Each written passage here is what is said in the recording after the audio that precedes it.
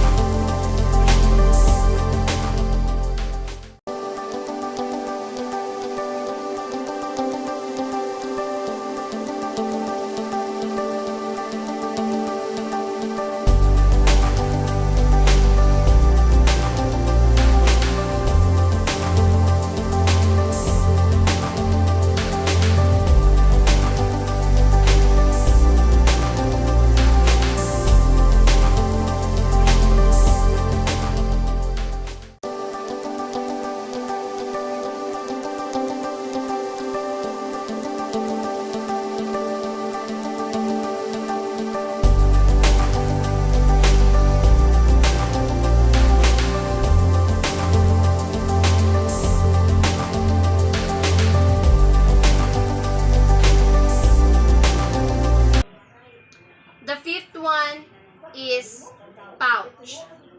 It means you are avoiding any hard edges like boiling in the water without the shell.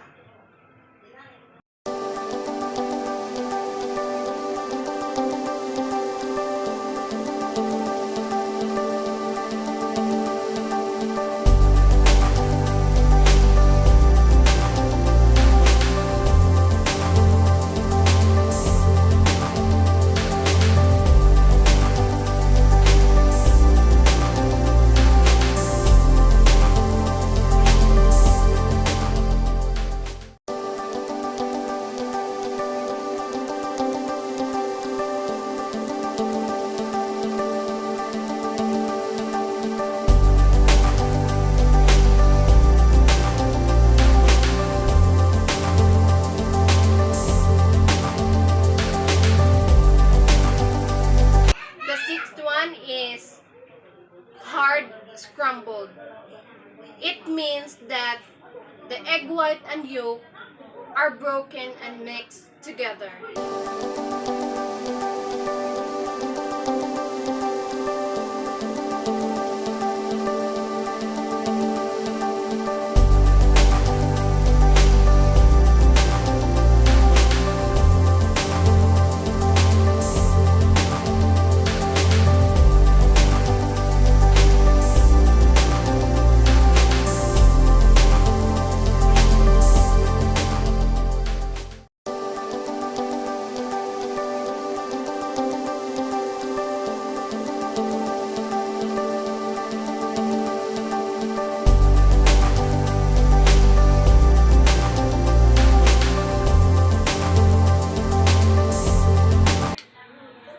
The seventh one is basted. It means liquid or steam is used to thoroughly cook the egg white without flipping.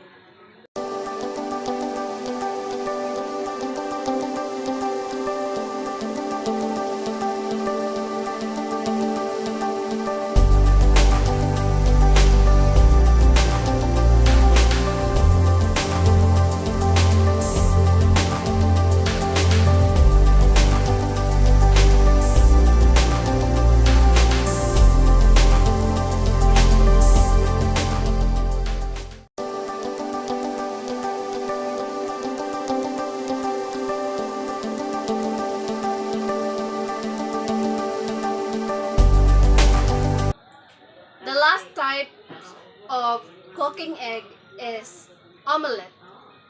Means fold over in half onto the addition of any ingredients what you like.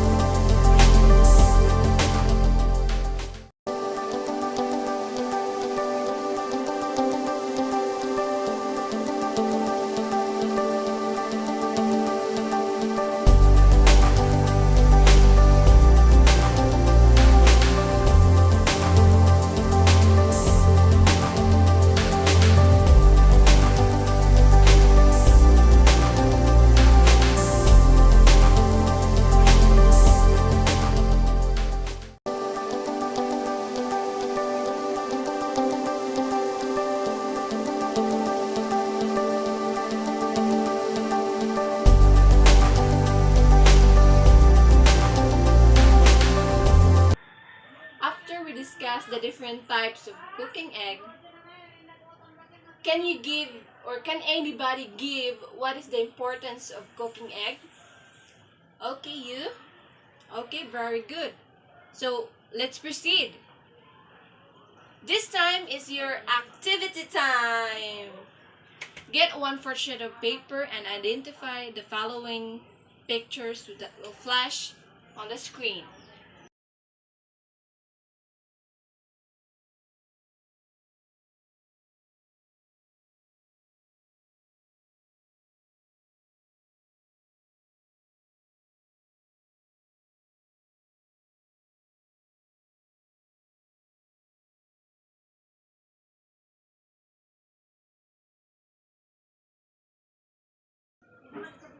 I think you understand on what we have discussed today because you got perfect score today. A round of applause. So, this time I will give you an assignment. I want you to be prepared because we will do a practicum on the different types of cooking egg. So, that's all for today. Goodbye, class!